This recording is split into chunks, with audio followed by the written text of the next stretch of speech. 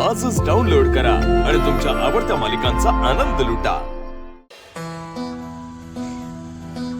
दादा या डॉक्टरकडे ना काल मला खरोखरच ऍडमिट व्हायला लागला असतं। डॉक्टर बी ना डेंजरस होत। स्वस्तिक मेडिका श्यामबाई हॉस्पिटल।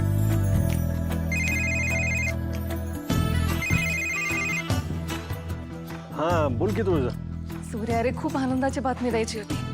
आज ना पहिल्यांदाच आपल्या तेजूच्या पोटातलं बाळ हालचाल करतंय। मी पण हात लावून अंदाज घेतला।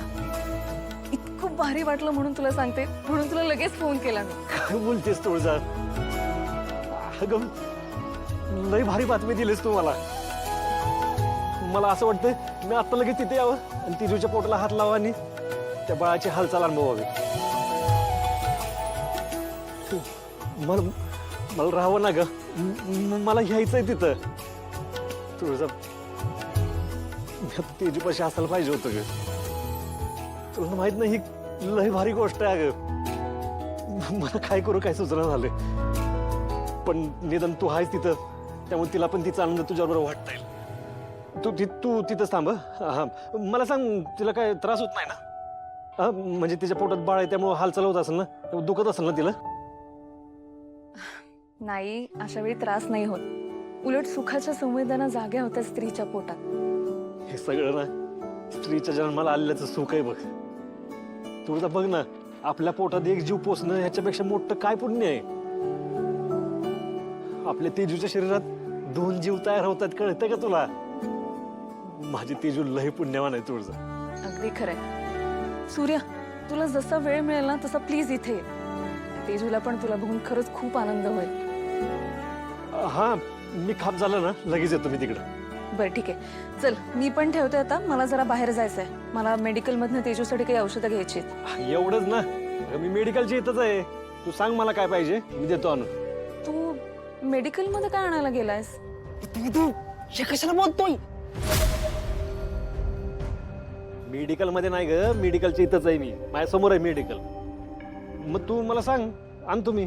मी एक काम करते, तुला मेसेज करते, ते सरळ दाखवताय ना, ते देतील औषधं। हा दाखवतो। बाय। दादा काय पण लागा, तू काय कशाला बोलतो वहिनी पुढं? आता एवढी आनंदाची बातमी कळल्यावर काय सुचलंच नाही मला। काय सुचलं नाही?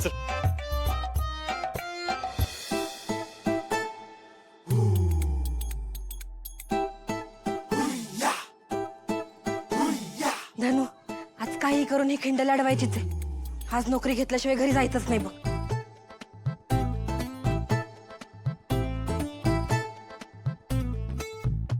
येस मॅम, काय करायचंय तुम्हाला?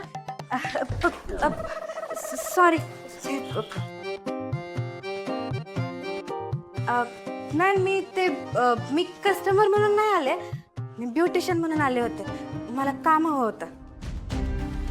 सॉरी, आमच्या इथे एकही जागा रिकामी नाहीये।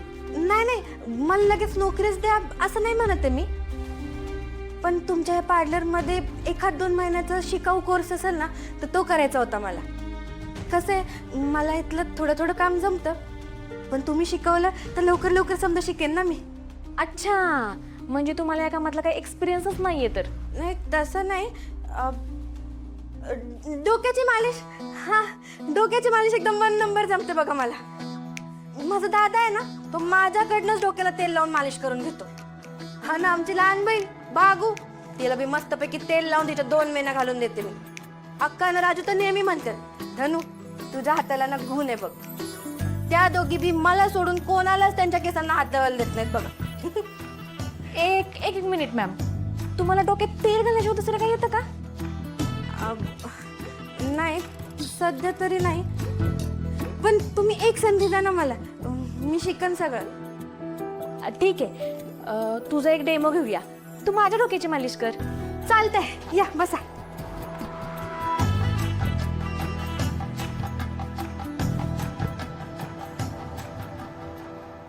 महेश, हा बोल की सूर्या। इधर।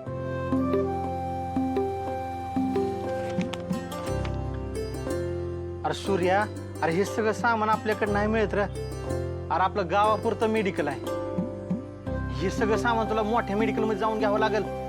अरे असं कसं? दवाखान्यासाठी लागणारं सामान मेडिकलमध्ये मिळत नाही. अरे सूर्या, आपण औषधं ठेवतो, हे असलं सामान नाही ठेवत. तुला ह्याच्यासाठी कुठल्या तरी मोठ्या चांगल्या मेडिकल मध्ये जावं लागेल बघ. अरे मोठ्या मेडिकल म्हणजे कुठनं घ्यावं लागेल? तुला पुण्याला जावं लागेल.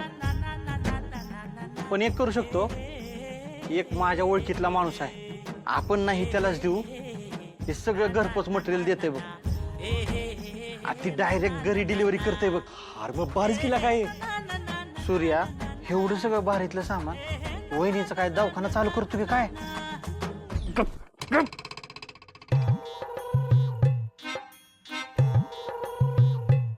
हे फक्त तुला, मला आणि ह्याला तिघांनाच माहिती, बाकी कुणाला सांगायचं नाही काय? तू जरा पण कळतं का म्हणे? होय, तू म्हणशील तसं. वहिनीला काय सरप्राईज द्यायचं ठरतो काय? सरप्राईज आहे म्हणून तर तोंड बंद ठेवायला होतो ना दादा. मग तू काय अरे होय की मग, आग कुठे ये तू? बरं ते सोड. इधर हे बघ, ही औषध दे मला. चल.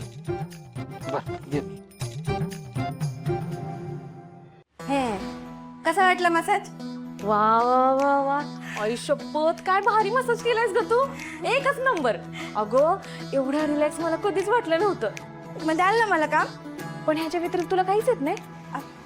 नाही येत, पण शिकेन की मी, पटकन शिकेन तुम्ही शिकवाल तर.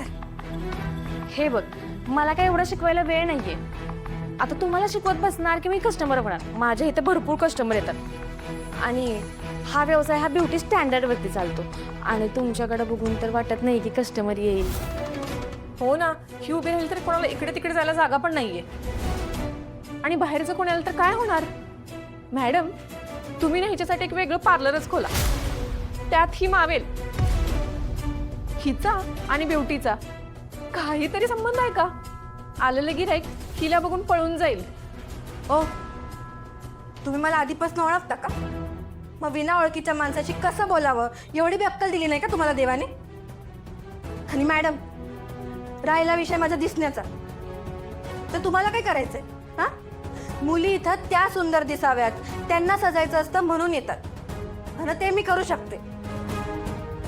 त्यांना सुंदर कसं दाखवावं या दृष्टिकोनानं प्रयत्न करू शकते.